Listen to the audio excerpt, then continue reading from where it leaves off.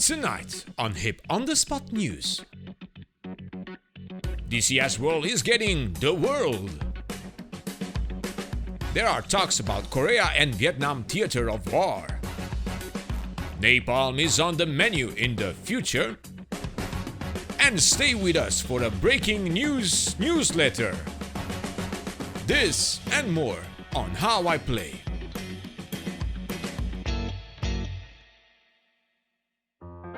Hello virtual pilots, I'm Andre Celesti, and tonight we are going to take a look at the latest developments in DCS World.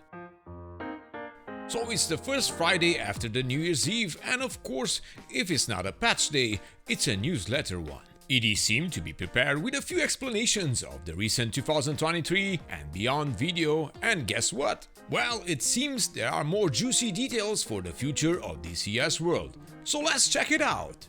We all know that there is a lot of work on the DCS core engine, and in addition to performance enhancements, ED mentioned that they hope to make DCS an even more realistic and entertaining place to fly.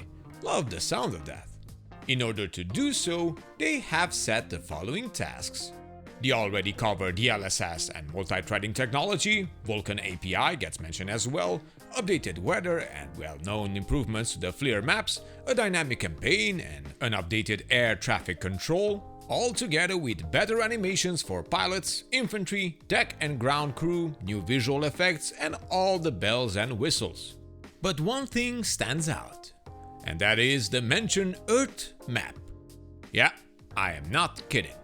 It's exactly what you think it is. This spherical Earth map is the result of a great progress creating the tools and technologies back in 2022.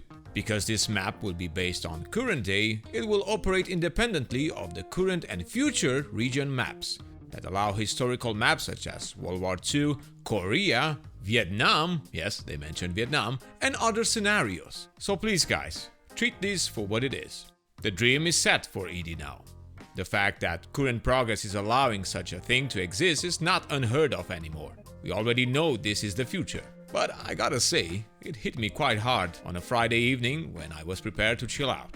Besides this world map, it seems that it is also working on aircraft and ground AI improvements. Good. Our Vasily can rest assured that he will continue to keep his job as ground chief. So we will need more information from ED about this map. As a matter of fact, I know they just opened the Pandora box for many questions about this. Would it be free? Will it be as detailed as the other maps? What tech are they relying on to achieve this? And many more. We will keep you posted as soon as we know more. Another great achievement that happened according to ED is that DCS now works under Vulkan, producing the same visuals as under DirectX. This means that their programmers can now write the same code for both platforms without the need to have separate code paths for Vulkan and DirectX 11 and beyond. Please understand that in order to reach this step, it took a long time. The next step is to introduce the new features for Vulkan like new types of shaders, ray tracing, some advanced rendering techniques such as GPU-driven rendering and others. From our previous video, we were wondering what type of DLSS will be implemented in DCS World. Well, it seems from this newsletter that they are looking to implement the version 2.0 coming this year. They also touch upon weather again. They are further developing weather to include moving clouds and towering cumulus clouds and more sophisticated atmospherics. We can expect new fog and dust storms, as the old DCS fog is a separate system that is calculated from a flat Earth. It does not consider shadows from the terrain and clouds, so it has limitation, and we know. Do you know? I know nothing, I speak to nobody. Okay, sorry about that. The new fog will be computed for a spherical Earth and take shadows into account. There is also a new dynamic cloud generator currently in development, which will be integrated with a dynamic weather system of low-high pressure systems and new evolving cloud types.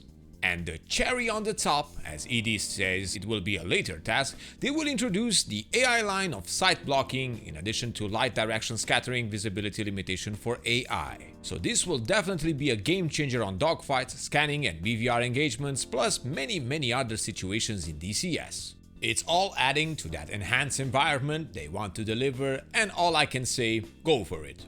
So next they moved on with the Eagle Dynamics Dynamic Campaign Engine, or EDDCE. As development continues in 2023, they are also enhancing the mechanics in the campaign editor to avoid issues that may arise when the dynamic campaign is used for different maps. The next big tasks include transferring mission data between player and AI pilots and creating a specific graphic user interface. So this long-awaited feature will allow the creation of special campaigns where air, sea and land units do not have the pre-created tasks but are rather controlled by a strategic AI. Each side initiates the campaign on the basis of start conditions of the conflict. This includes offensive or defensive position, asset resource lists like HQs, factories, warehouses, and specific objectives which are created from the onset of each individual campaign design.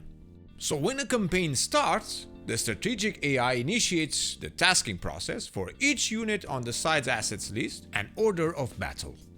This process of tasking and decision-making is ongoing for the duration of the campaign and is a function of assets remaining and reinforcements and resupply cycles. And check this out, the player can take control of any AI unit and participate in its mission task or take indirect control over the strategic AI decisions in addition to direct control over specific tasking orders. If you ask me, that is a lot of control. I think Natasha will like this. With all of this, we already understand that ground equipment and operations also received a lot of attention.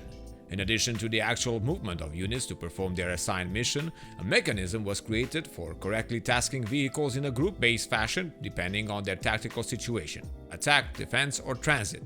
This all sounds fascinating and we cannot wait to see it in action. Now we all know that ED has been working on the enhanced ATC system. In 2022, the development of the supercarrier ATC system continued. The next focus will be to bring those advancements to airfields.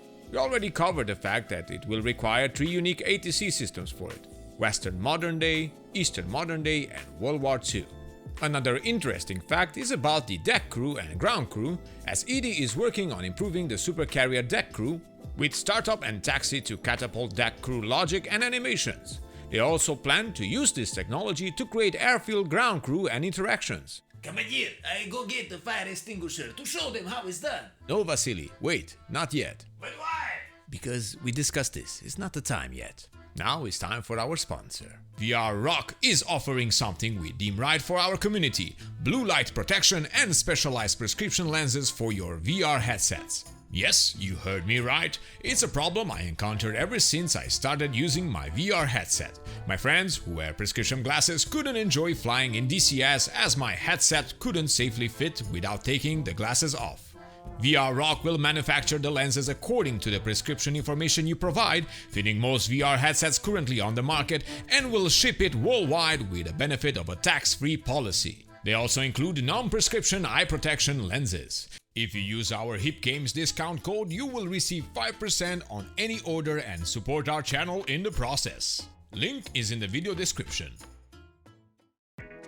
So yeah, things are looking good this year, and let's face it, for the next years to come too. We know they also work to improve the multiple light sources, as we have seen with DCS 2.8 update. Voice chat will get more improvements. New visual special effects will include airburst fuses, Mach shock cone based on airspeed and weather around the aircraft, and get ready, Napalm. Yes, you heard me right, Napalm. For virtual reality, they heard us, so they are reviewing all LODs, and they mentioned that regarding future performance optimization, it will be included with multi-threading and Vulkan API. So yeah, we are thrilled about all this information and more. Make sure you check out the entire newsletter, I linked it in the video description. 2022 has been quite a year behind closed doors at ED. We cannot wait to see how all of this gets implemented soon in our favorite simulator out there. But let's leave it here for now.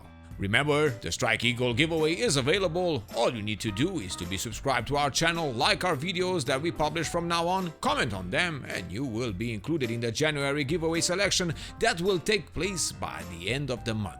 And that's it. Thank you all for watching. If you want to support the channel, at your request, we created a Patreon page with a few benefits for our subscribers. You can use the thanks button on YouTube, check our sponsor, and share our content. Remember to leave us a like if you find our video informative, and subscribe to keep in touch with all the latest news on your favorite simulators and games. I am Andre Celesti, reminding you to fly safe, and I'll see you next time. And now, time for the weekend. Thank you.